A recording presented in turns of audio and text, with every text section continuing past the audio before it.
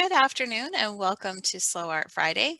My name is Christy McMillan. I'm the Director of Learning and Engagement here at the Asheville Art Museum, and I am joined by Paige Taylor, who is our Learning and Engagement Assistant, and Barbara Pressman, who is a touring docent who will be leading our conversation today.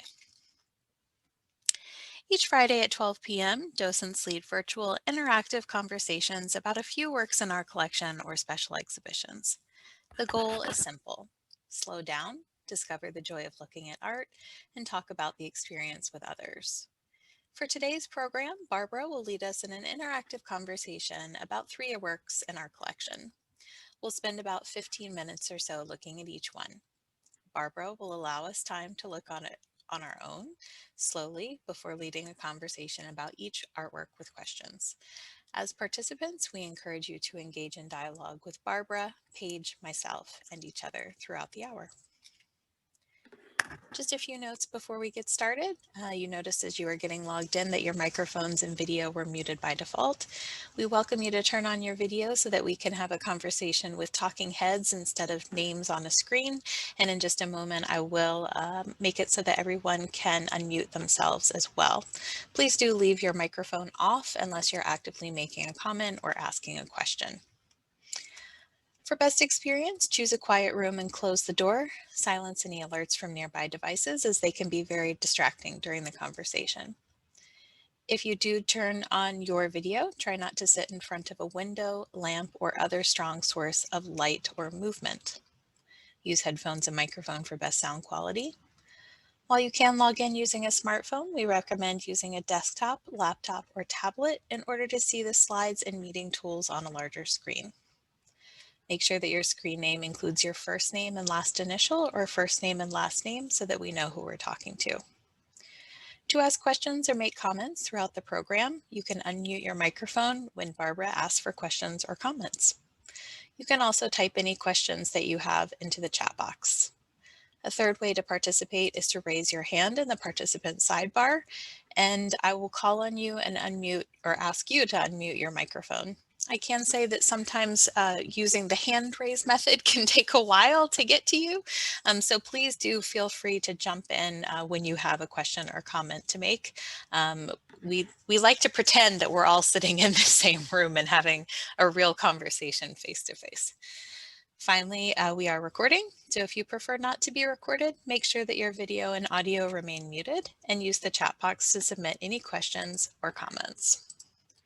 At this time, I'm going to make it so that you all can unmute yourselves and ask if anybody has any questions before we get started. Okay, Barbara, what will we be talking about today? Okay, well, picking a topic is always the most challenging thing, I think, and then finding artworks that support it, or is finding artworks. Well, I've been thinking about something in the last few weeks, as I'm sure all of you have, that people see the world in very, very different ways. We've noticed that in a couple of our Slow Art Fridays, that a lot of things influence our perception of the world.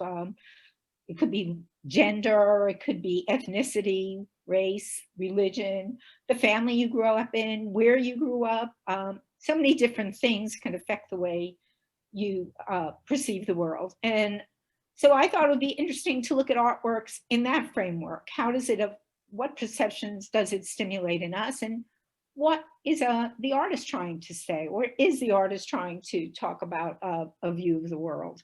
Because sometimes artists just like to do something pretty, or they like to do experiments with materials. So I thought when we looked at these, we'd be thinking about what this is saying about the world.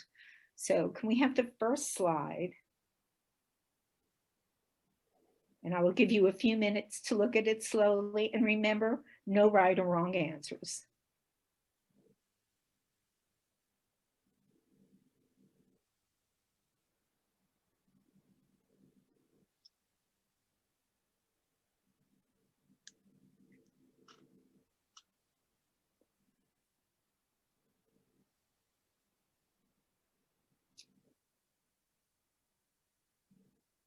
Okay, what's going on in this artwork?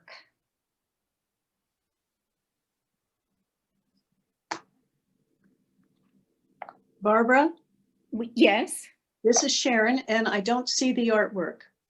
No. So are others seeing it perhaps? You'll just want to change the view on your screen, Sharon, so that you're not seeing people, but you're seeing my screen. So you'll want to probably go to speaker view. Over here. Speaker view. Okay. No. Speaker view. Where is it? Any responses? Oh, I'm drawn by the I don't brush strokes and the colors. I'm not totally sure of the message regarding the faces and the hands, but I'm drawn by the brush strokes and the colors initially. okay. So the brush strokes and the faces and the hands are drawing in, but you're not sure exactly what they are saying to you. Okay, well, let's explore a little more. I had a question. Is there writing, like I'm facing her, like to the right eye as you're facing the screen, go to the ear. Yeah, are there words there? Can anybody read what those say? Has anyone seen this in I person? can't. No, I don't see any words. It does look a little bit like script, but Yeah. Yeah, it looks like it says for, Oh. brother, Your keeper. brother's keeper. You're my brother's keeper. Yeah, yeah. That's what it looks You are like. your brother's keeper. Okay, thank Yeah. you. Yeah. thank you. Thank you for observing that, because I don't think I saw that. Okay. You know what I see in this, all the faces have different degrees of color to them.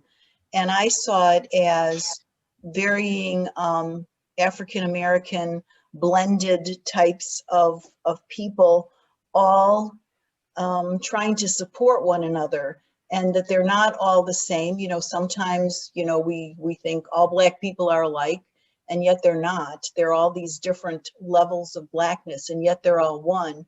And I noticed also at the very bottom, the hands are white. So it's almost like, you know, we all need to support one another. And we're all so interconnected. The arms are going every which way. So that's Very what I see. interesting. Very interesting, Angela. I think that you notice that the hands are holding everybody and that the faces are different shades of skin that could show different African American people.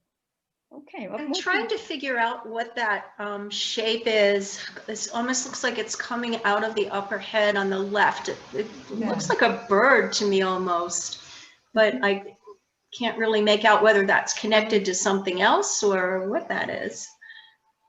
Yeah. Yeah, I don't know. Karen, you had your hand up. Yeah, thank you. My first impression is one of a very protecting, surrounded by something wild around the neck, and protecting those three creatures, people that are shown, and it's repeated in all the lines, the winding lines around the neck, around the figures here, the two hands coming down. Okay. Yeah, Karen, Yeah. I see that as well. And you think of it as the figure on top is being protected of the three other figures. Is that what Yeah. you're saying? Okay, I saw Yeah. Eleanor had her hand up for a while. So I have, not that there isn't that sense of protection, but the white face is larger than the other faces. And next to the white face is a smaller white face that with the teeth showing looks to me might be anger or some kind of emotion. So my personal interpretation would be within what can be and looks to be protective. There's also the issues around white-black relationships and a piece of strong emotion on the part of the white person. I'm reading it as maybe angry, though it could be another emotion. So that the relationship is more complicated for me than just a protective one. Yes, I agree with what she's saying. I was drawn to the small face first after the main character as being angry, and I saw it as encompassing not just different ethnicities, but also different emotions. I couldn't decide whether the middle one was sad or sad with anger underlying. Does anyone else have an idea? Sorry about that. Sharon? Oh, no. Call from Diane. I'm not sure that the top person is white. I'm seeing it as a light-skinned black person, but I see the arms as being white, and they could be protective, but they're also around the neck. They could be choking them and strangling them, and one person's crowded out. And I think of how black people all along have had to just, around whites, put on a stoic face. Underneath there might be something going on, but they have to act real calm and hold it all in. And I see those faces as kind of being that way, holding the emotion behind what's on their face. I agree. They're very mask-like, especially the two bottom ones. It doesn't, I don't read emotion into those except for that little one that looks fierce to me. When we look at the idea of anger or the observation of anger, both the animal that goes around the head and if we assume the adult, the person with the largest face is a white person and is angry and expresses his or her anger in that first small face, letting her anger out. You know, she's holding, but at the same time, she's letting her anger out and then protecting the other two. Okay. So it could be a Black Lives Matter initiated vision that the artist had. I almost get a sense of angel devil when I first look at, because of the things coming out of the large head, that on the right could almost be some kind of wings, and the left could be a form of the devil. I don't know. I just get this angel devil sensation. Yeah. I see a snake. Even though they didn't keep the real orange like the head, it seems to me that may be the body of the snake, and then it winds all around, and it's orangish all along. And I don't know what that means particularly, but they're intertwined with all the heads. And the other observation I had was the top head has blue eyes. The middle larger head has blue eyes. I'm not sure about the bottom one. The angry one has brown eyes. So I just thought that was curious as we're looking. Anyway, I can't put a meaning on that particularly. Sharon? I was thinking, I'm wondering the artist, and Barbara, I'm sure you're going to tell us something about the artist here. But putting into context the two things coming out of the top person's head, I'm wondering if in their culture, there must be some meaning to those that perhaps we're not tuned into. Is the right one like a horn or something of an animal? And I too saw kind of a bird face in the orange one. But I'm wondering, you know, in each culture, things are so different. You'd really have to know what that might mean to the artist, what he's representing there. Okay, so you're thinking that there's a cultural significance for the bird or snake-like creature. And also I thought one of the things that I was really interested in what Karen said is that that the whitest figure and the bigger head at the top was expressing his feelings through the other faces. I thought that was very interesting. And I was wondering, what makes you say that? What do you see that makes you say that? I kind of see that top person as the protective person, almost. I'm the adult, I've been experienced with this. I saw it as a person of mixed race, and perhaps these others are children or related to him, her in some way. And I saw the little face, not as angry, but as a very young face, kind of going, what the heck, you know? And all the others are seeming so stoic and so used to whatever their position in life is. That was my interpretation. I thought the background was interesting too, particularly the left-hand side, which at least on my screen with the yellow and the kind of red and reddish orange and the way the strokes are, it just almost looks like flames or something. It makes it very lively and emotional for me.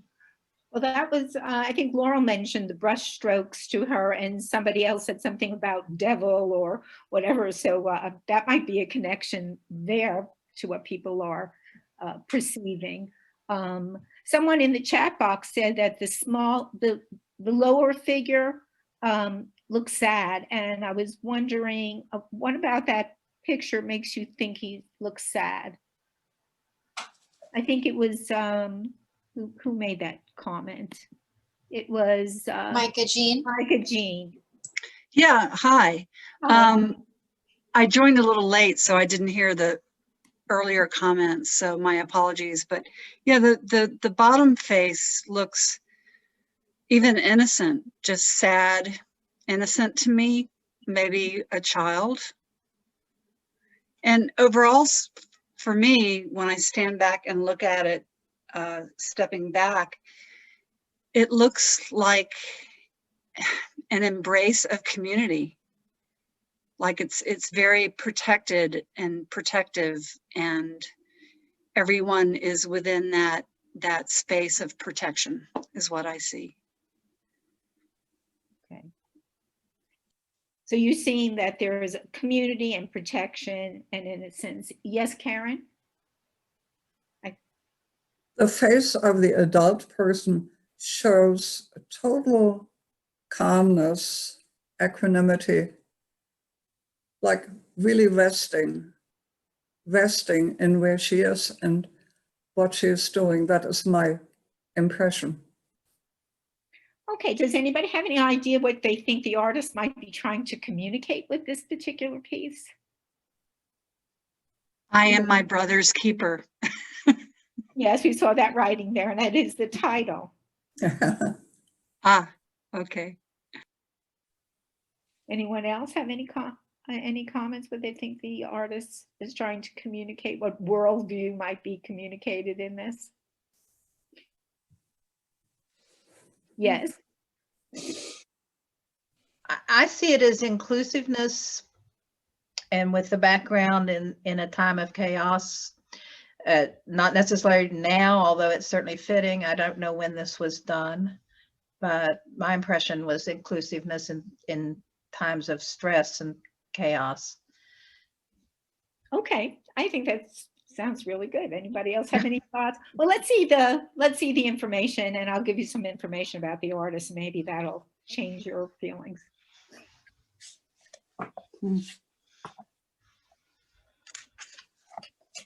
Okay, the artist is Bestie Harvey, and this was done in 1990.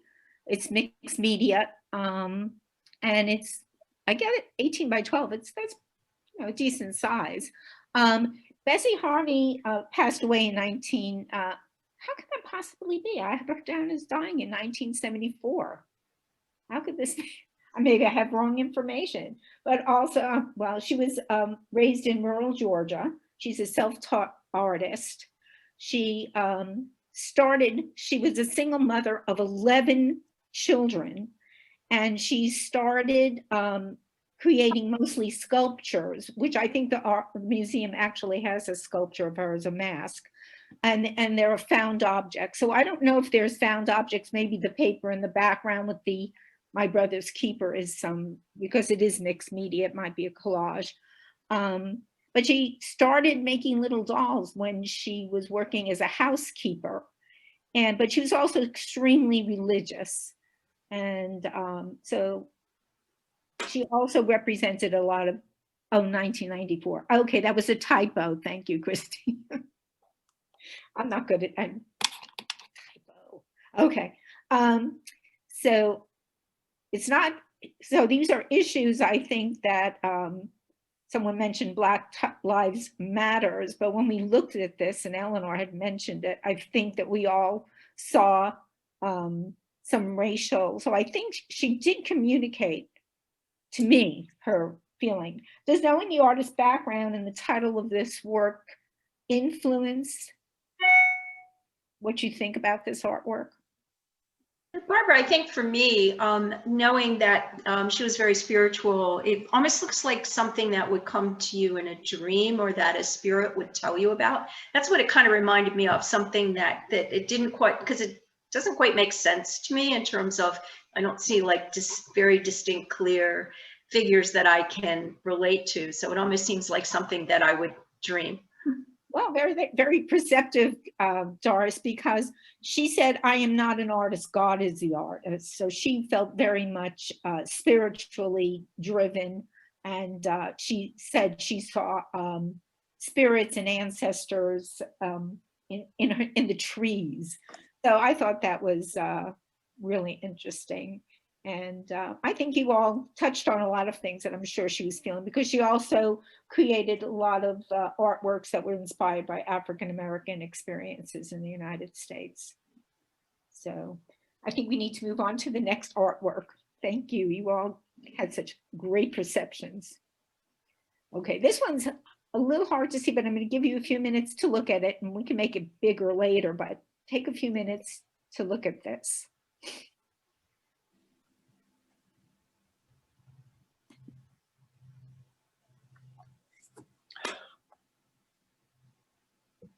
Again, it's not moving. Oh, there it is. Oh, dear.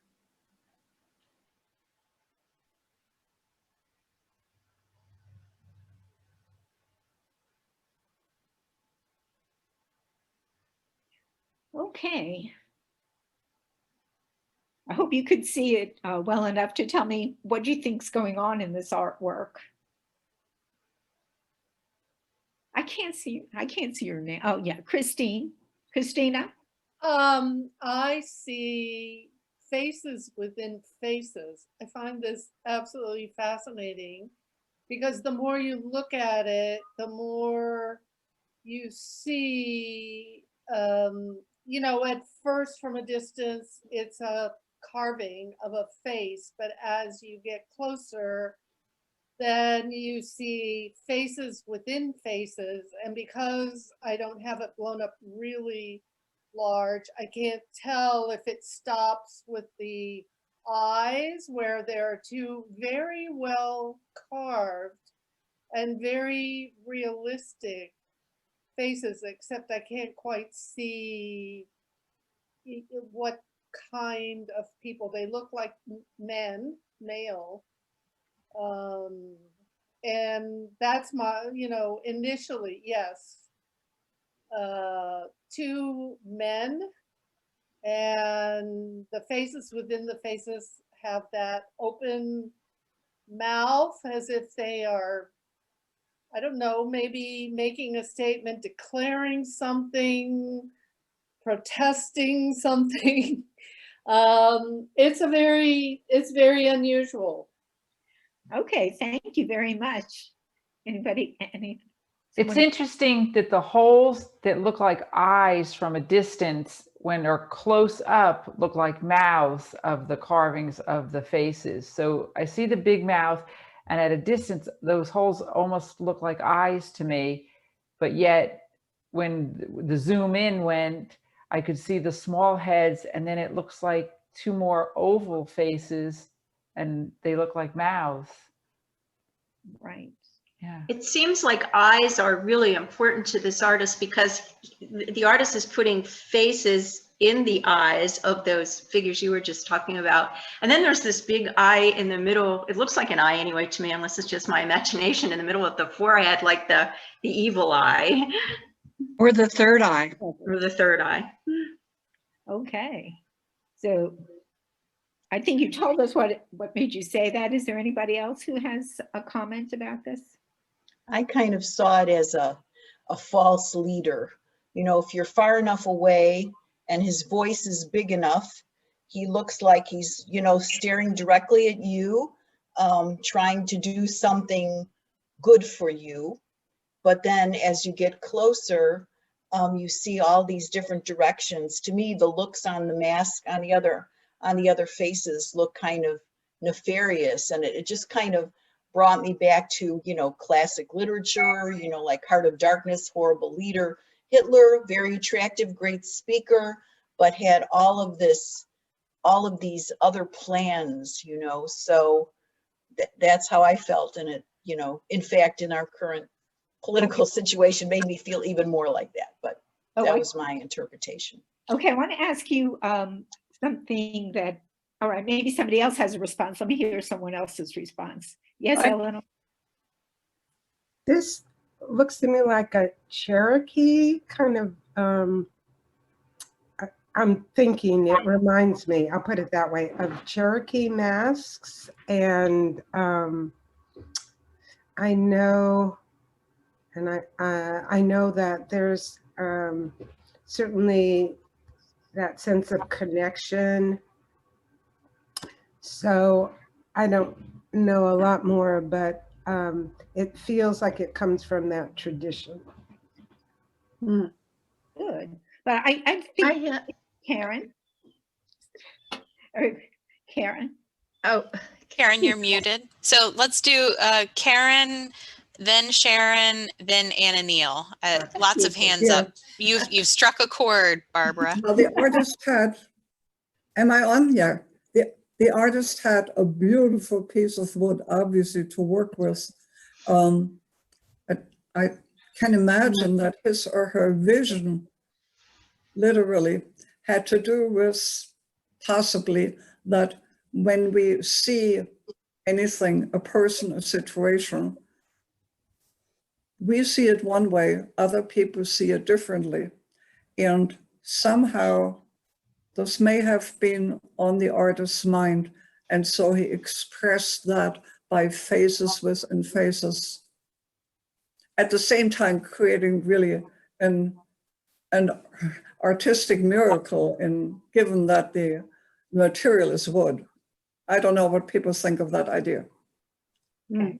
I think it's interesting. Yeah. I think it's a beautiful piece of wood. It's just gorgeous. I mean, to look at and to realize how someone has worked on this to make it, first of all, so smooth and so outstanding in its characteristic, just the wood itself. But then I look at all the large face, both ovals on the side are a large face, faces again. And then within the ovals on the right and left, you have two small faces again on each one. So it almost looks to me like a god or a leader or someone is looking in all directions, you know, to maybe gather ideas or look over to protect his people or something. It just gives you the idea that there's something larger than yourself watching out for everyone in the community. Interesting, because your idea, Sharon, and Angela, is a little diverse. She's seeing evil and you're seeing someone looking for goodness, and Eleanor had an idea of community as well. Interesting ideas. Anna Neal? Yes, it's an astoundingly beautiful piece of wood. And I think that the artist used the wood, the shading in the wood to convey the message. It had to have been carved in part, but my suspicion is a lot of the a lot of it wasn't carved. He's used the shading of the wood, he or she.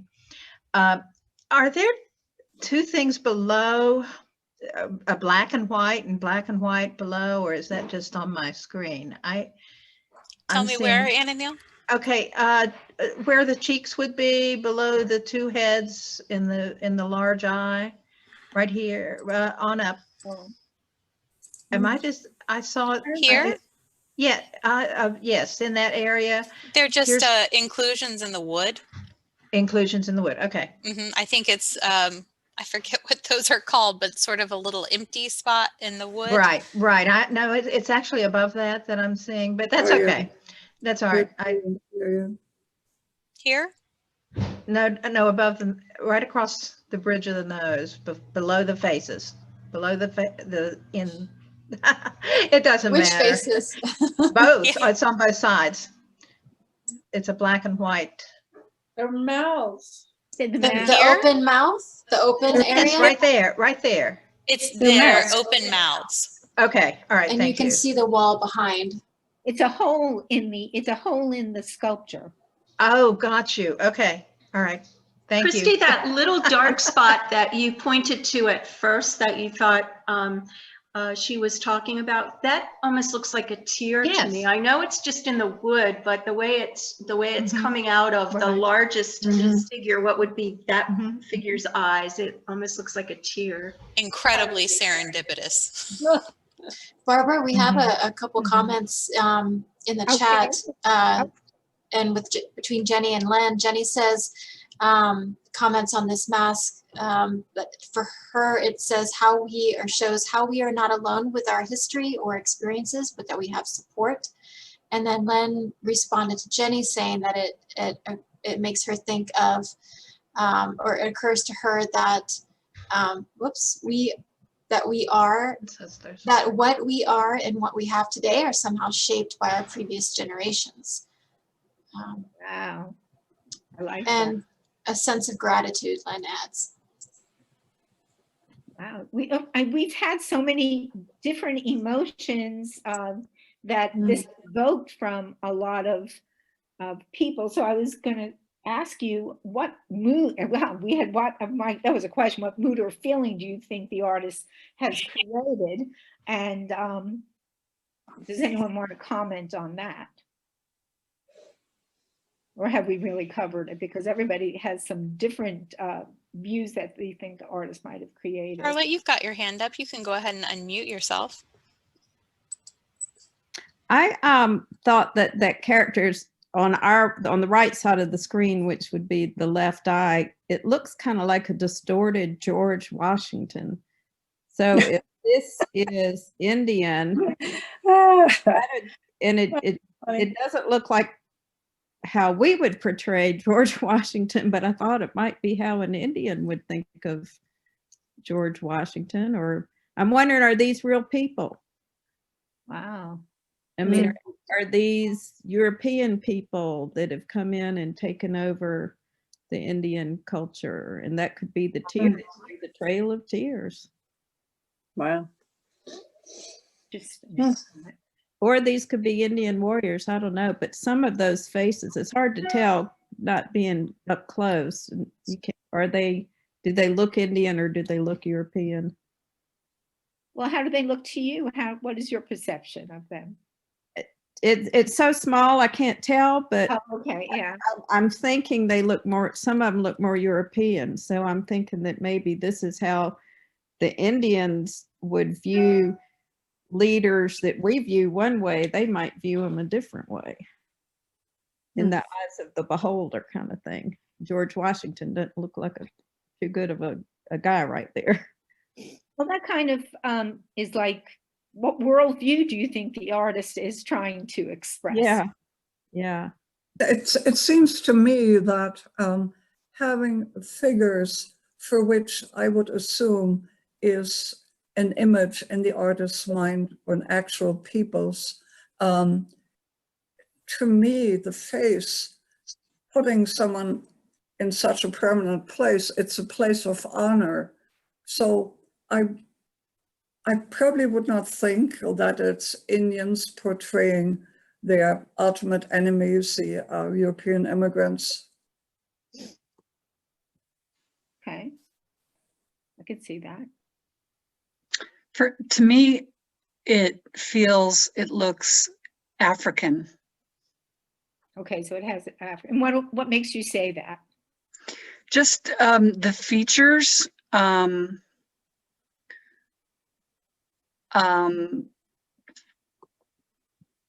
shape of the nose, the tone of the wood. It just has an African, face mask to it, and maybe the smaller faces within could be. I'm not sure. I'm stumbling here. I'm not sure. You don't have to be sure. The feeling that that's fine. Christina?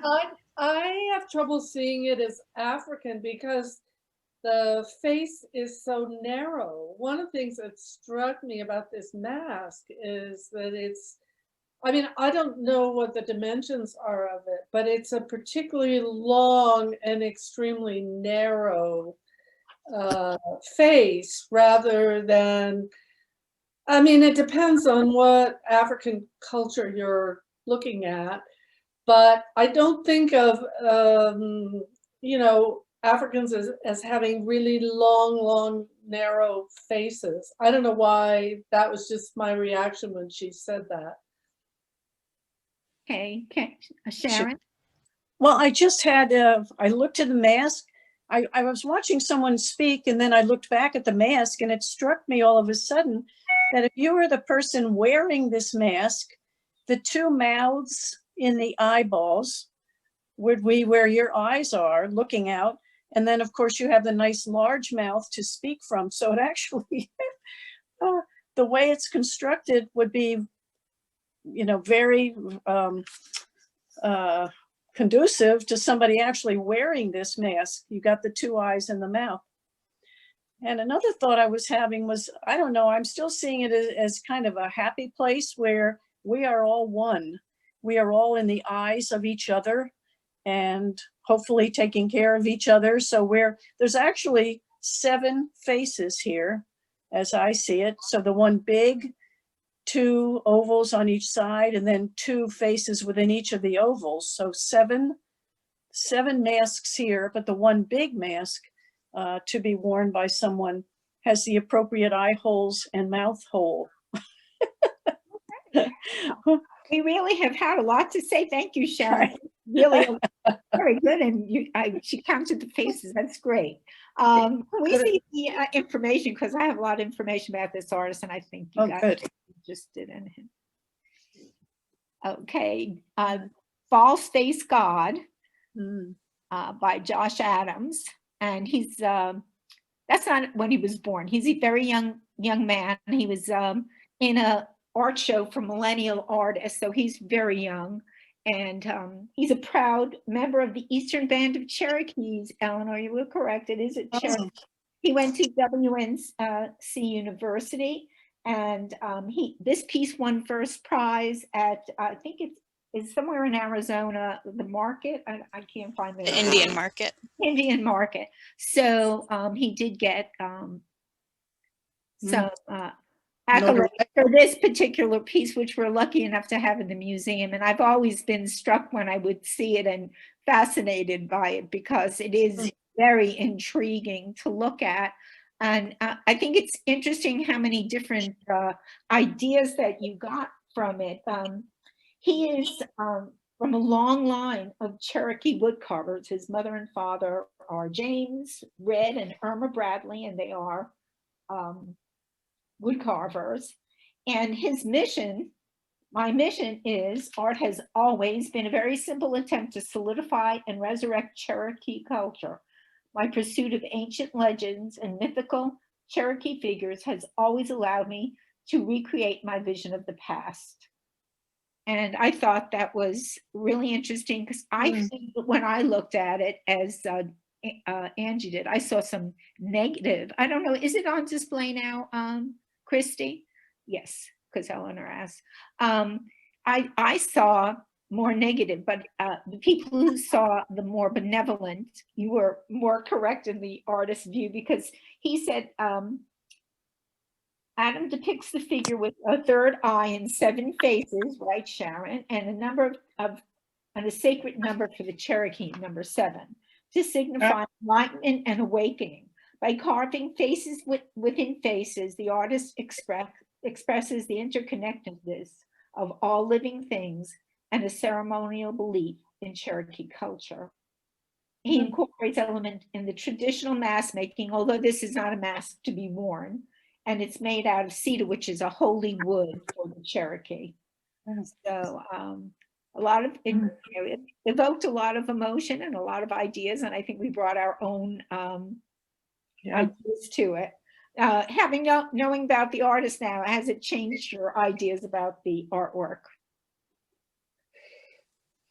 I'm surprised at the title, False-Faced God.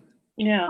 Yeah, well, all right. I have another interesting piece of information I thought I might include. When I was doing research for this piece, a false-faced god was something by the Iroquois. It was a very sacred thing, and you would have a dream, and if you had the dream, you would join this society, and there was a mask associated with it, which is very different from this mask. But over the years, it was sold, and there was a big uproar about it being sold and commercialized. So maybe Joshua Adams maybe there is a connection. I'm not sure. Chrissy and I discussed, and I'm not sure if there is a connection, but it might be a connection about calling it false-faced gods. Or maybe he's questioning the gods of his ancestors. I don't know. Anybody else have an idea of what it might be? Oh, well, then I guess we should go on to the next piece so that we have enough time. As we're moving to the next one, I just wanted to mention that Josh Adams does live in Cherokee, and he is an artist who works in multiple media. His principal medium is carving, but he also paints and I believe does some tattooing. He's also a curator and is going to be co-curating an exhibition with the Asheville Art Museum and the Museum of the Cherokee Indian on artists who use the Cherokee syllabary in their work, and it'll be on view here at our museum next year, and on view at the Museum of the Cherokee Indian in Cherokee before that. Thank you. Can't wait to see that. Okay, have you had a chance to look at this artwork?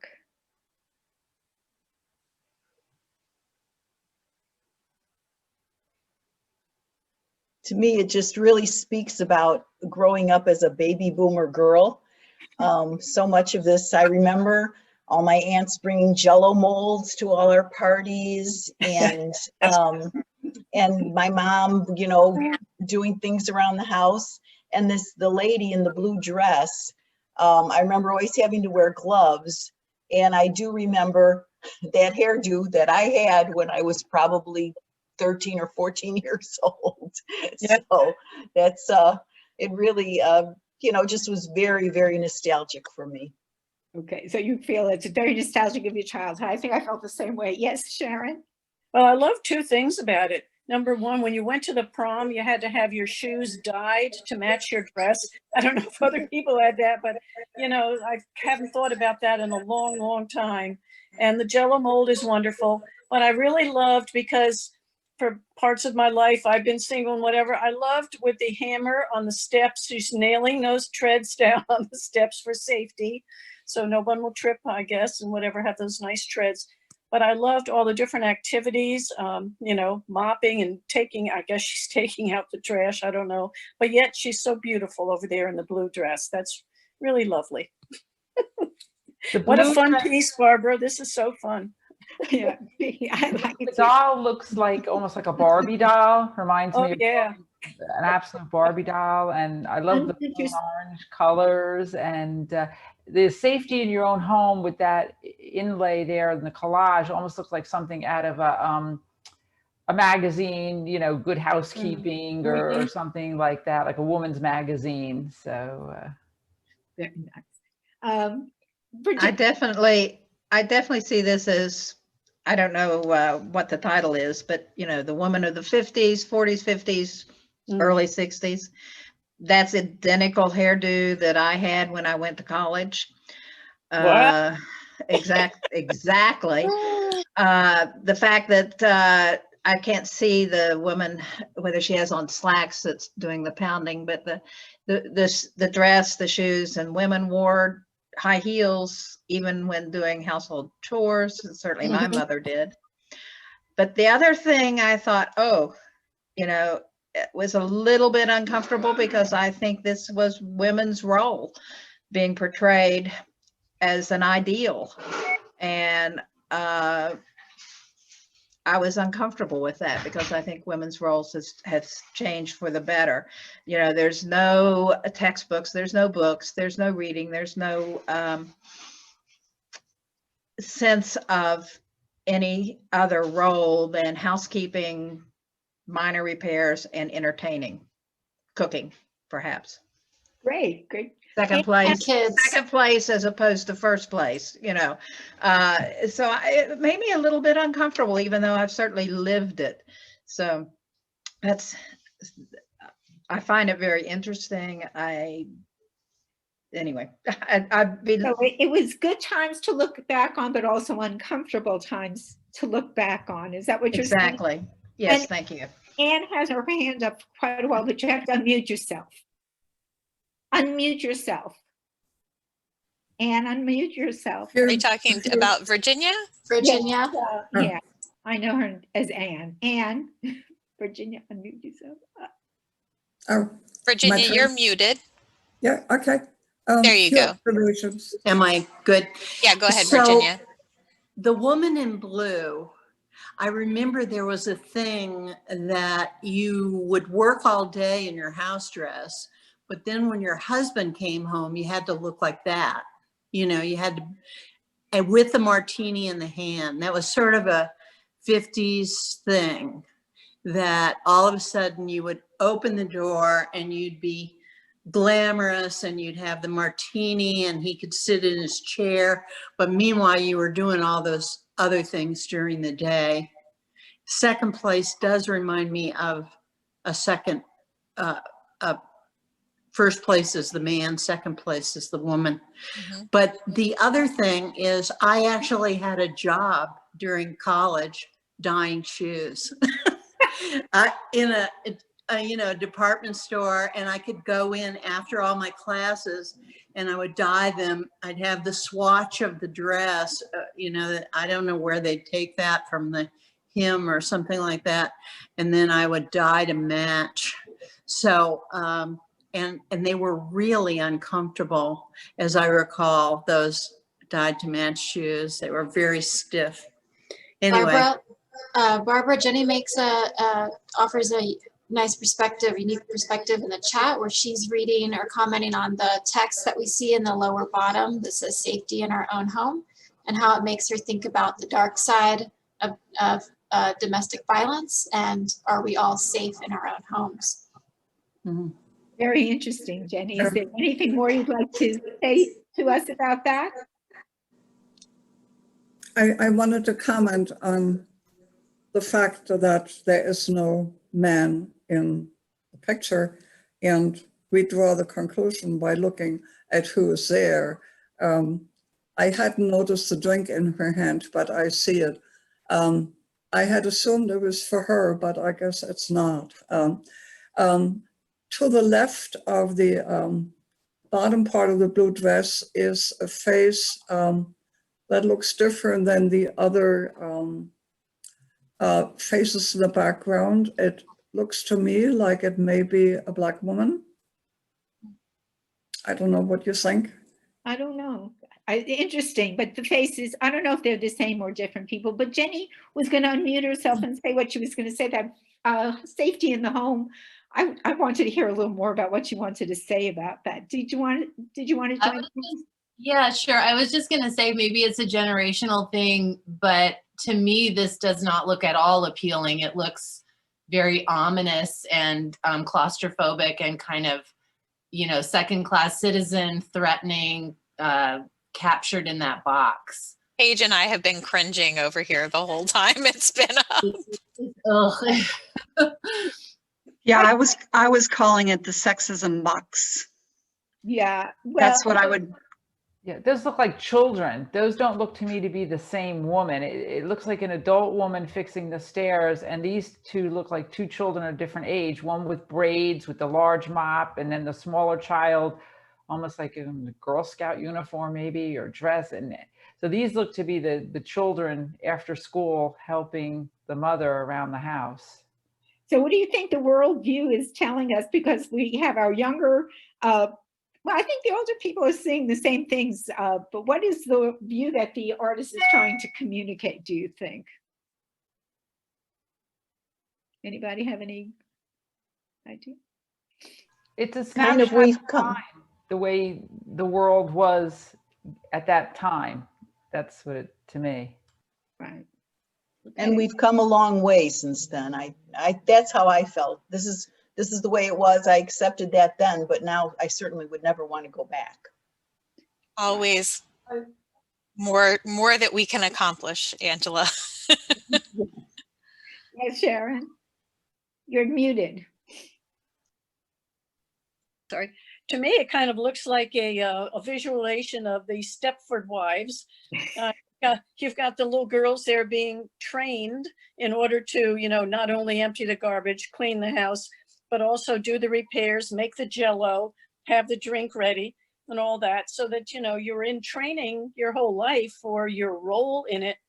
And I don't know if how other people feel. Certainly roles have changed over time. World War II brought a lot of changes to women's lives. They were first time out to work and whatever, and my parents were associated with those thoughts. But yet then my mother never had a job and was a homemaker. I'm not sure up to the level of the blue dress and the drink in the hand, but still, as that was your job. And I kind of see it that way, as this was a time period in history. Now our generation has gone out to work and gone beyond this. So we're saying we don't want to go back to just this kind of thing, domesticity here.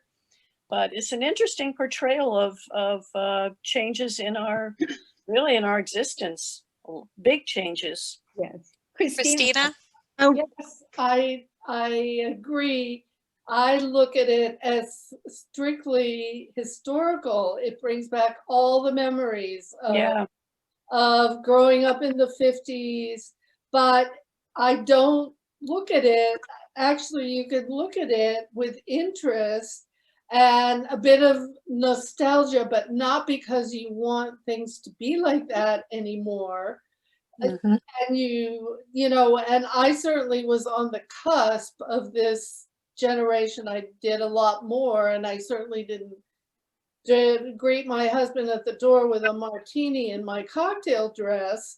But it really and truly was like that. And I think it has value and interest simply because it's like going back in time to a period that is not there anymore at all. That's in museums. In museums. I wanted to say something. Eleanor, you're muted if you want to say something. So if I mean, for me, if this were a more was done in a more contemporary time period, I would see it as a cautionary tale. There's certainly been some backlash and to the roles that women are assuming. You know, if this was done in the 50s, it would seem to me to send a very different message. So I think while we've progressed a lot, there is certainly pushback and resistance in a whole lot of areas that we're facing now.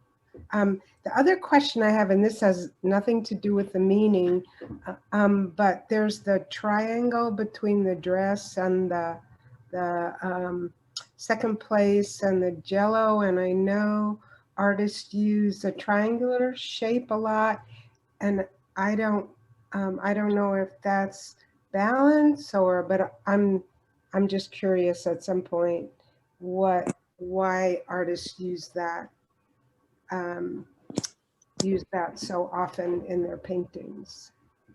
I think it's to draw your eye in and points of interest, I would think. Triangles also have a very firm base that is very sort of pleasing to our eye in order to provide stability and balance.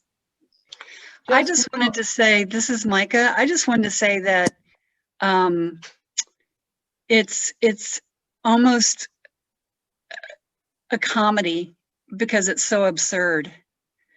It's so absurd, and yet the oppression is just amazing. I'm glad you enjoyed it. I think, I think it reminds me of the domestic goddess. Have any of you ever heard that kind of, like a tribute to the domestic goddess? I just see in the middle, I don't know if anyone sees this, it just struck me now, the little girl in the middle with the bucket, there's a woman's face behind her in gray and white. There's her mouth and her nose and her hair. And the same appears to be on the left behind the other girl, part of a face. And in the upper right by the staircase, looks like the chin, like there are women's faces. Yes. That's, to me, it looks like a yearbook. Right. I mean, I can imagine my mother's picture being there, you know, just looks like a yearbook, a college yearbook. And you can see underneath that they have names. So this one, R-A-C-E, I'm guessing that this is a Grace. And then down here you see L-I-L-Y. So this person is Lily. So yeah, I think this is a Kirsten. So you can sort of see, if you look beyond the surface and look at the background, focus on the background, you can see it's like a yearbook, page from a yearbook.